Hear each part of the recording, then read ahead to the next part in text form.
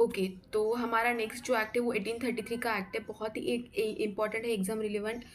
और ये जो एक्ट है ना, इसमें इतनी सारी चीज़ें हैं जो एग्ज़ाम में बहुत बार पूछी जाती है, जैसे कि first governor general of Bengal कौन थे, कब ये पद हमने बनाया था, किस एक्ट के अंदर बनाया गया था, ब्रिटिश मोनोपोली जो थी। देखो, जो ट्रेड मोनोपोली थी ना, इसके इसके बारे में थोड़ी क्रोनोलॉजी बताना चाहूँगी।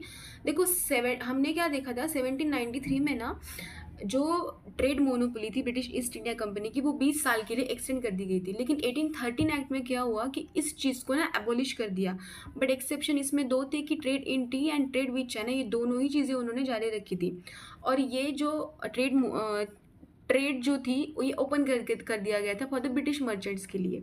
ठीक है, उनको भी लगता था कि ब्रिटिश ईस्ट इंडिया कंपनी की ही इस सारी चीज़ों में मोनोपोली है, तो उनको भी शायद उनको इन्हांस करना चाहिए ट्रेड के लिए, तो उन्होंने ब्रिटिश मर्चेंट्स को भी ये फिर ट्रेड करने की आज़ादी दी गई। ठीक है, तो एक्सेप्शन थे उसमें दो। ठीक है, लेकिन 1833 एक्ट में ना इस मोनोपोली चीज़ को ही इन्होंने एबॉलिश कर दिया।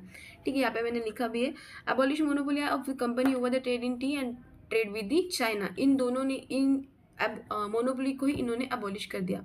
और ये जो एक्ट था, ये फर्स्ट एक्ट था जो फाइनल स्टेप था टूवर्ड्स दी सेंट्रलाइजेशन पॉलिसी। ठीक है, तो मतलब एक ही अथॉरिटी बनाई दी जाएंगी जो पूरे टेरिटरी को अब ये रेगुलेट करेगी। जैसे कि उन्होंने गवर्नमेंट ऑफ इंडिया बनाया था, कि जो ब्रिटिश पोजीशन है इंडिया में, जो ब्रिटिश पोजीशन की टेरिटरीज है, उनको ये कंट्रोल करेगी। ठीक है, तो इन्होंने गवर्नर जनरल ऑफ बंगाल से गवर्नर जनरल ऑफ इंडिया बना दिया गया, जो विलियम बेंटिक थे पहले, और इनको बहुत सारी अथॉरिटीज़ भी दी गई, इनकी सिंगल अथॉरिटी दी गई। बट जो सबॉर्डिनेट थे ब्रिटिश, जो प्रेसिडेंटीज थी मद्रास और बॉम्बे की, जो प्रेसिडेंटीज थी, जो गवर्नर जनरल ऑफ बंगाल के जो सबॉर्डिनेट थी, इन्होंने इस एक्ट में डिप्लाई कर दी। ठीक है, लेकिन अब ये सबॉर्डिनेट नहीं रहेंगे करके, मद्रास और बॉम्बे प्रेसिडेंसीज।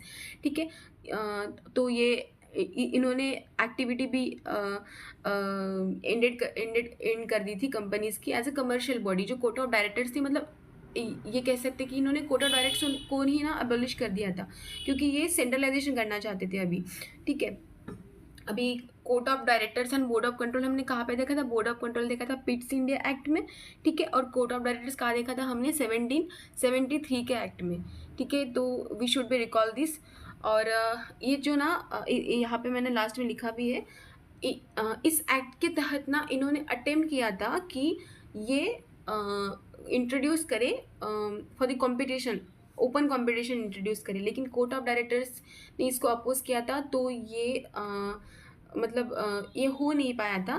तो यहाँ पे मैंने लिखा भी, attempt to introduce the system of open competition for the selection of the civil servants, but ये निगेटेड हो गया था। इसको इन्होंने लाया ही नहीं था, क्योंकि कोर्ट ऑफ डायरेक्टर्स का इनको अपोज किया था उन्होंने। ठीक है, तो ये सारी चीज़ें जो है वो 1833 के एक्ट में आती है। देखो, सबसे पहले क्या देखा हमने, इन्होंने ट्रेड मोनोपोली को अबॉलिश कर दिया था।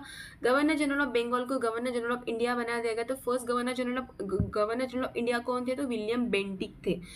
थर्ड, इन्होंने ये लास्ट स्टेप था टूवर्ड द सेंट्रलाइजेशन। जो कोर्ट ऑफ डायरेक्टर्स, जो कमर्शियल अफेयर्स थे, इन्होंने वो एंड कर दी। मतलब कमर्शियल जो अफेयर्स थे कंपनी के, मतलब कोर्ट ऑफ डायरेक्टर्स की जितने भी अफेयर्स थे, इन्होंने एंड कर दी इनकी एक्टिविटीज। यानी कि ऐसा कह सकते हैं कि कोर्ट ऑफ डायरेक्टर्स इन्होंने अबॉलिश ही कर दिया था। ठीक है, और इन्होंने ओपन कंपटीशन की नींव रखी गई थी कि ओपन कंपटीशन होगी कॉम्पिटिटिव एग्जाम के लिए, बट ये निगेट हो गई।